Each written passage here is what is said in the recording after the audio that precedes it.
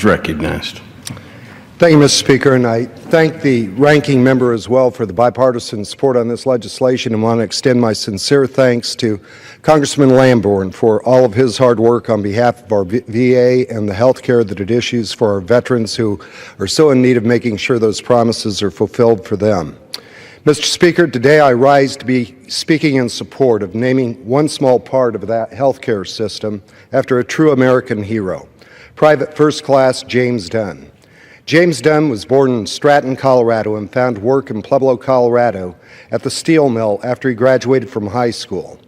While walking down the street one day in June of 1942, he saw what we now consider a classic poster of Uncle Sam pointing straight at him saying, "I want you." Fascinated, he entered the recruiting station and noticed that the line to enlist in the Marines was empty compared to the line for the Navy. And that made his choice easy. When asked later why he joined, his reply was simple: Uncle Sam needed me. PFC Dunn was initially placed with a group of Marines that were being reorganized as L36 at Camp Elliott, California, before they were shipped to New Zealand to train and maneuver in the mountainous terrain that could be found there.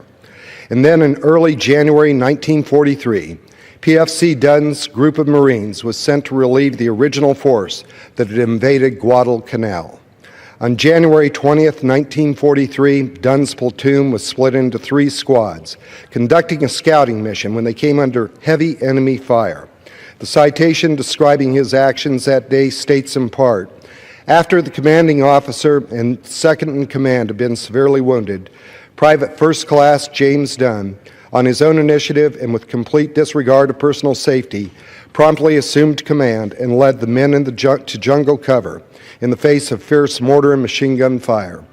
Dunn was later awarded the Navy Cross for his actions that day and was credited by many of the surviving members of his platoon for saving their lives. PFC Dunn went on to serve in the campaigns on Tinian and Okinawa. All told, when he was discharged, Dunn had spent all but 6 months of his 3.5 years in the Marines overseas. When he returned to Pueblo, he married the love of his life, Mary Nez, and they had 2 sons, Mike and Jeff.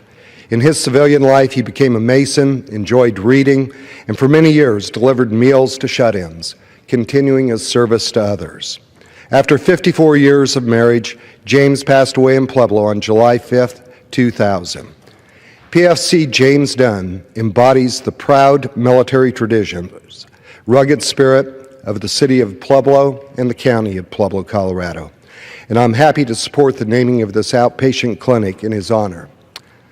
Mr. Speaker, I've had the opportunity to be able to tour that clinic and to be able to visit with veterans who'll be honored and pleased to be able to see that PFC James Dunn is now going to be affixed to that facility.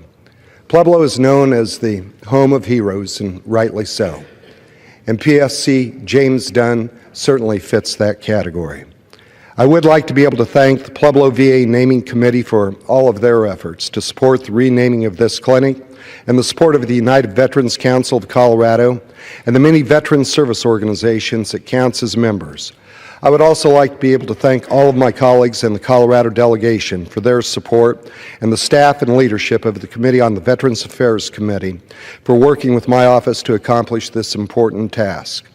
I'd like to encourage all of my colleagues to support this bill. Thank Dunn family for their heroic father and husband and for his service to our country. With that, I yield back. Gentleman yields.